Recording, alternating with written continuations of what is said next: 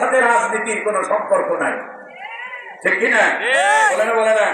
আবার ভারতকে খুশি করার জন্য এমন অনেক নেতা আছে যারা বলে, এখনো আছে যারা বলে যে আমরা শরীয়ত আইনে বিশ্বাস করি না।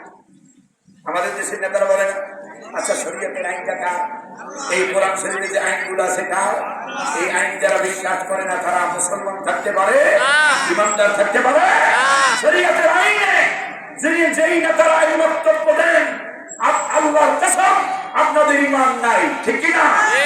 শরীয়তে কোরআনে কারীমের হাজারো শত বিধান আছে, একটা বিধান আল্লাহর একটা আয়াতের একটা অংশ একটা শব্দ অস্বীকার করতে পারে, মানতে পারে না, এমন কোন মুসলমান সে আর মুসলমান থাকতে পারে না, ঠিক কি না? কোরআন আপনি যদি মুসলমান দাবি করেন আপনাকে সব মানতেই হবে, সেটা হোক আপনার পক্ষে যাক হোক আপনার বিপক্ষে যাক, ঠিক কি না? ওই যে ইসলাম, কোরআনের সাথে ইসলামের রাজনীতির কোনো সম্পর্ক নাই। হ্যাঁ, তুমি বলতে পারো আমরা যে রাজনীতি করি সেই রাজনীতির সাথে কোরআনের রাজনীতির কোনো সম্পর্ক নাই।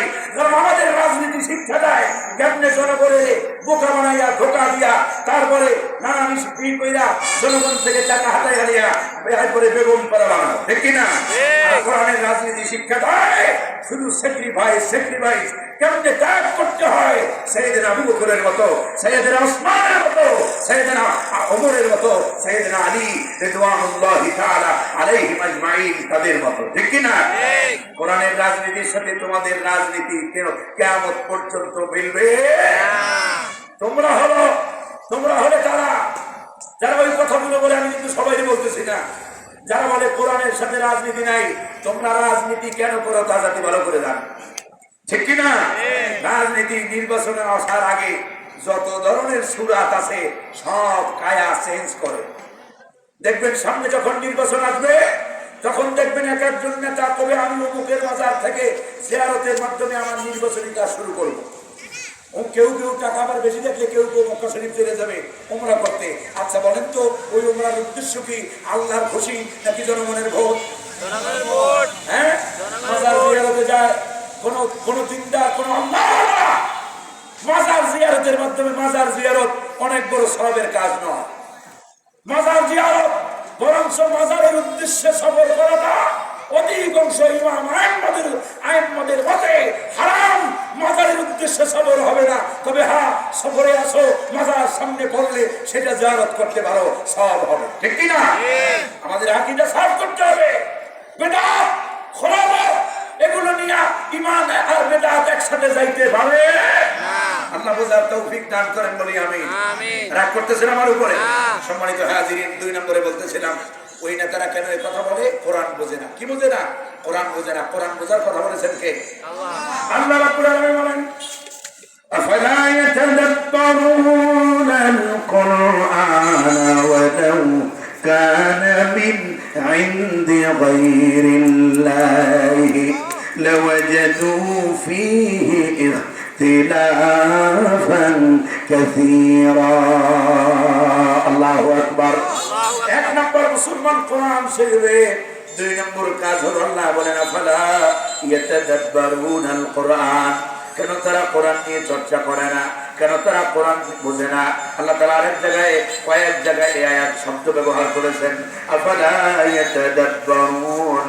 এর মানে হলো আফালা ইয়াতাফাক্কারুন। কেন তারা কোরআন নিয়ে চিন্তা করে না, গবেষণা করে না? এই জন্য মুসলমান 2 নম্বরে কোরআন বুঝবে। 3 নম্বর কাজ হবে যা পড়লো যা বুঝলো তা দিয়ে ব্যক্তি, পরিবার, সমাজ, রাষ্ট্র, গোটা জীবন, অর্থনীতি, সমাজনীতি, রাজনীতি, আমাদের জীবনে যত নীতি যত আদর্শ প্রয়োজন সব কোরআনে আছে না নাই? সব আছে না নাই? কি প্রয়োজন তোমার? অর্থনীতি খোঁজো, কোরআনের মতো অর্থনৈতিক থিওরি পৃথিবীর কত ইকোনমিস্টরা দিতে পারে? কোরআনের মতো রাজনীতির থিওরি, পলিটিক্যাল থিওরি এই পৃথিবীতে কেউ দিতে পারে নাই। বিজ্ঞান খোঁজো, তোমার বিজ্ঞানীরা সব ফেল মারেছে কোরআনের কাছে, ঠিক কিনা? কোরআন হলো পৃথিবীতে তোমার জীবনে যা প্রয়োজন সব কিছু দিয়ে কমপ্লিট করে দিয়েছেন কে? আল্লাহ রাব্বুল আলামিন বলেন, মা ফাররাতনা ফিল কিতাবি মিন শাই। আল্লাহ রাব্বুল আলামিন বলেন এমন কোন বিষয় নাই মানুষের জীবনে, মানব জীবনে যেটা প্রয়োজন, অথচ কোরআনের মধ্যে তা নাই। এই কোরআনের মধ্যে আছে অর্থনীতি, কোরআনের মধ্যে আছে সমাজনীতি, কোরআনের মধ্যে আছে রাজনীতি, কোরআনের মধ্যে আছে ভূগোল, কোরআনের মধ্যে যা কিছু প্রয়োজন সব দিয়া কোরআন কমপ্লিট করে দিয়েছেন কে? সুতরাং এই গোটা কোরআন পড়বো, কোরআন বুঝবো, 3 নম্বর কাজ হবে যা পড়লাম, যা বুঝলাম তা দিয়ে আমাদের ব্যক্তি, পরিবার, সমাজ, রাষ্ট্র, গোটা জীবন সাজাতে হবে, ঠিক না? কোরআন দিয়া মুসলমানদের জীবন সাজানোটা ফরজ। কোরআন দিয়া জীবন সাজানো কি ফরজ? কোরআন দিয়া ব্যক্তি জীবন সাজানো ফরজ, পরিবার সাজানো ফরজ, কোরআন দিয়া সমাজ সাজানো ফরজ, কোরআন দিয়া রাষ্ট্র সাজানো ফরজ। সম্মানিত হাজিরিন, যদি এই কাজগুলো করতে পারি, আল্লাহ রাব্বুল আলামিন শান্তি আর নিরাপত্তার গ্যারান্টি দিয়েছেন। আল্লাহ রাব্বুল আলামিন বলেন, فمن تبع هداي فلا خوف عليهم ولا هم يحزنون। আল্লাহু আকবার। আল্লাহ তাআলা বলেন, فمن تبع هداي, যারা এই কোরআন পড়বে, যারা এই কোরআন বুঝবে, যারা ফাহাল্লা হালালাহু ওয়া হারামা হারাম, কোরআনের হালালকে হালাল বলে মানবে, হারাম থেকে বেঁচে থাকবে, আল্লাহ বলেন ফালা খাউফুন আলাইহিম, তাদের কোনো ভয় থাকবে না, ওয়ালা হুম ইয়াহজানুন, তাদের কোনো দুশ্চিন্তাও থাকবে না। সকল ভয়, সকল দুশ্চিন্তা থেকে নাজাত দিবেন কে? আল্লাহ। আজ যদি মুসলমান কোরআন পড়ে, আজ যদি মুসলমান কোরআন বোঝে, আজ যদি মুসলমান কোরআন দিয়া ব্যক্তি, পরিবার, সমাজ, রাষ্ট্র, গোটা জীবন চালানোর সিদ্ধান্ত নেয়, আল্লাহ রাব্বুল আলামিন আমাদেরকে শান্তি আর নিরাপত্তা দিয়ে দিবেন। এটা আল্লাহ ওয়াদা করেছেন। আল্লাহ বলেছেন, ওয়া কানা হাক্কান আলাইনা নাসরুল মুমিনিন। আল্লাহু আকবার। ইমানদারদেরকে সাহায্য করা আমি আল্লাহর উপর আবশ্যক। ওয়া কানা হাক্কান আলাইনা নাসরুল মুমিনিন, ইমানদারদেরকে সাহায্য করা আল্লাহর উপর আবশ্যক হয়ে যায়। সম্মানিত হাজিরিন, তাই আসুন, ভূমিকায় যে কথাটা বলতে চেয়েছিলাম তা হলো এই, আসুন আমরা কোরআন পড়ি, আসুন আমরা কোরআন বুঝি, আসুন আমরা কোরআন দিয়ে আমাদের জীবন, ব্যক্তি, পরিবার, সমাজ, রাষ্ট্র, গোটা জীবন গঠনের সিদ্ধান্ত নেই। ইনশাআল্লাহ কোরআনের সমাজ যদি তৈরি হয়, শান্তিতে থাকবে মুসলমান, শান্তিতে থাকবে হিন্দু, শান্তিতে থাকবে বৌদ্ধ, শান্তিতে থাকবে খ্রিস্টান, কেউ কারো দ্বারা অত্যাচারিত হবে না। নাস্তিক আর মুরতাদের ওদেরকে কম দেয়, বুঝায় কি বুঝায়? এদেশে যদি ইসলামপন্থীরা ক্ষমতায় যায়, এদেশে যদি জামাত ইসলাম, ইসলামী আন্দোলন, খেলাফত মজলিস, ইসলামী ঐক্যজোট, এরা যদি কোন রকম ক্ষমতায় যাইতে পারে, তাইলে কিন্তু পিটাইয়া সব মামুগরি করাই দেবে। আমি তাদের উদ্দেশ্যে বলতে চাই, এই এশিয়ার ভিতরে, দক্ষিণ এশিয়ার ভিতরে একটা রাষ্ট্র আছে যেখানে কোরআনের সমাজ কায়েম হয়েছে। সেই রাষ্ট্রটার নাম হলো আফগান। সেই রাষ্ট্রের নাম কি? আফগানিস্তান থেকে সব হিন্দু পিটিয়ে বাড়ি করে দিচ্ছে নাকি? সব খ্রিস্টান পিটিয়ে বাড়ি করে দিচ্ছে নাকি? না। বিশ্বনবী সাল্লাল্লাহু আলাইহি ওয়াসাল্লামের আদর্শ যেখানে বাস্তবায়িত হবে, সেই জমিনে সবাই অন্য ধর্মের লোকেরা থাকবে সেরকম নিরাপদ, শিশু মায়ের কোলে যেরকম নিরাপদ, ঠিক কিনা? আমরা বুঝি না বলি আমাদের কপালে এইগুলো অবস্থা। ইসলাম এই জন্য আগামীতে নেতা নির্বাচনে সতর্ক হবেন, সেই লোকদেরকে নেতা বানাবেন, সেই লোকদেরকে নেতা হিসেবে গ্রহণ করবেন যে নেতা আপনি বললে পরে আপনার জানাজা পড়াইতে পারবে, ঠিক কিনা? এই আপনাদের ঠিক বলতে কষ্ট হয়? এমন নেতা হিসেবে মানবেন না যে নেতা আপনার জানাজা পড়াইতে পারে না, যে নেতা ওযু জানে না, গোসল জানে না, তায়াম্মুম জানে না, যে নেতা ইসলামিক কনফারেন্সে দাঁড়ায়া কোরআন হাদিস থেকে রেফারেন্স দিয়া দুইটা কথা বলতে পারে না, সেই রকম নেতা আমাদের মুসলমানদের নেতা হওয়ার যোগ্যতা রাখে না। আল্লাহ তাআলা বোঝার তৌফিক দান করেন বলি আমি। এই চূড়ান্ত সত্য কথাটা যতদিন না বুঝবেন ততদিন কপালে শান্তি আসবে না, আসবে না, আসবে না। লিখে রাখেন সম্মানিত হাজিরিন। এই জন্য আল্লাহ যেন আমাদের এই দেশে ইসলাম পন্থীদেরকে অন্তত জাতিকে দেখানোর জন্য হলেও অন্তত একটা টাইম আল্লাহ যেন এ জাতির জন্য ইসলামকে কবুল করেন বলি আমি। একবার যদি সাথ পেয়ে যান ইসলামের, আল্লাহর কসম, আল্লাহর কসম, বাতিলেরা জানে এই জন্য ইসলাম কায়েম হলে আমাদের আর খাওয়ান থাকবে না। কথা বুঝেন নেই? সব নাস্তিকেরা তাদেরা মানব রচিত মতবাদের আন্দোলন যারা করে, ওরা সবাই জানে যে ইসলাম পন্থীরা, এই পীর সাহেবরা, এই জামাত ইসলাম, এই ইসলামী ঐক্যজোট, এই খেলাফত মজলিস, এই মৌলবীরা যদি ক্ষমতায় যায়, কারণ মৌলবীরা এর আগেও মন্ত্রণালয় চালাইছে না, চালায় নাই। মাওলানা মতিউর রহমান নিজামী রাহমাতুল্লাহ আলাইহি, আল্লাহ তার কবরটারে জান্নাতের নূর দিয়া মুনাওয়ার করে দেখ বলি আমি। দুইটা মন্ত্রণালয় চালিয়েছে বাংলাদেশের, দুইটা। কয়টা? শিল্প মন্ত্রণালয় চালিয়েছে, কৃষি মন্ত্রণালয় চালিয়েছে।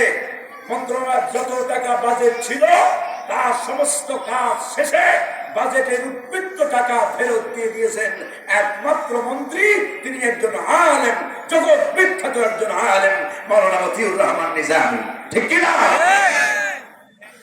ফখরুদ্দিন মঈনুদ্দিন তন্ন তন্ন করে খুঁজেছে, মাইক্রোস্কোপ যন্ত্র দিয়ে খুঁজেছে, এক পয়সার দুর্নীতি দেখাইতে পারে। ওই যে লোকেরা বলতো, ওই যে এই লোকটার কাছে যাইও না, এর মাথা খারাপ, ওর এই খারাপ, ওই খারাপ, সেই খারাপ, ওই খারাপ।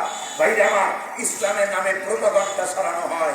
যখনই লোকেরা ইসলামের কাছে যায়, মুহাম্মদুর রাসূলুল্লাহর কাছে যাইয়া আশ্চর্য হয়ে গেছে, এই লোকটারই থাকবে, এই লোকটারই পাগল, নাউযুবিল্লাহি মিন যালিক। রাসূলুল্লাহর চেহারা দেখে লোকেরা ইসলাম কবুল করেছে। ঠিক কি না?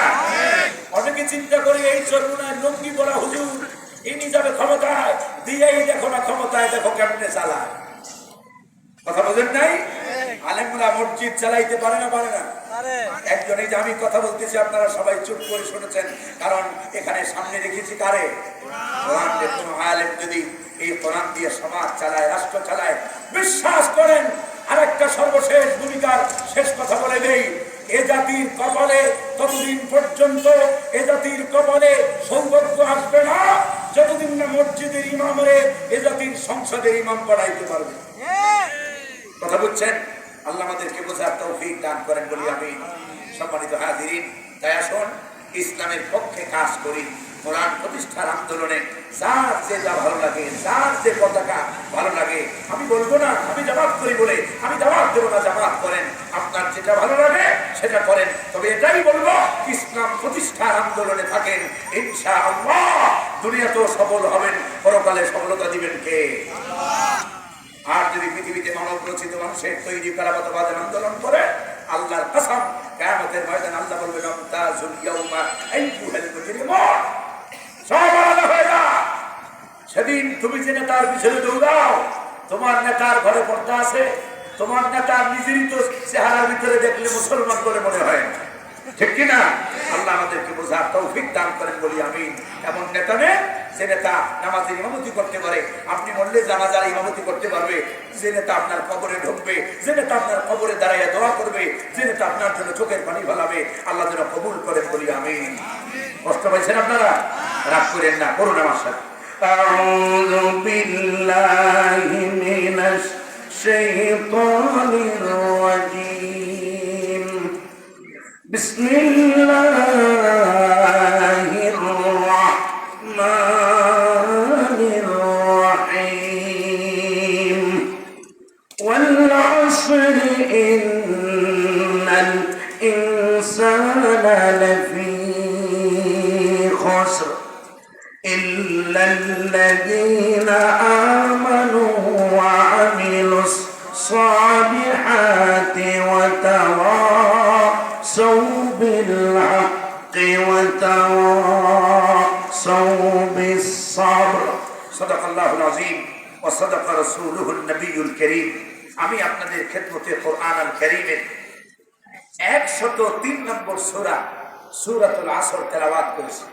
অনেক লম্বা সময় ঢাকার মানুষ খুব ব্যস্ত, আমি জানি, এটা গ্রামগঞ্জ নয়, এই জন্য আমি অল্প কিছু সময়, এই জন্য এত চটক চটক খুব তাড়াতাড়ি করে কথা বলেছি। নইলে আপনারা যারা আমার ভিডিও দেখেন, আমি খুব ঠান্ডা মাথায় আস্তে ধীরে কথা বলি।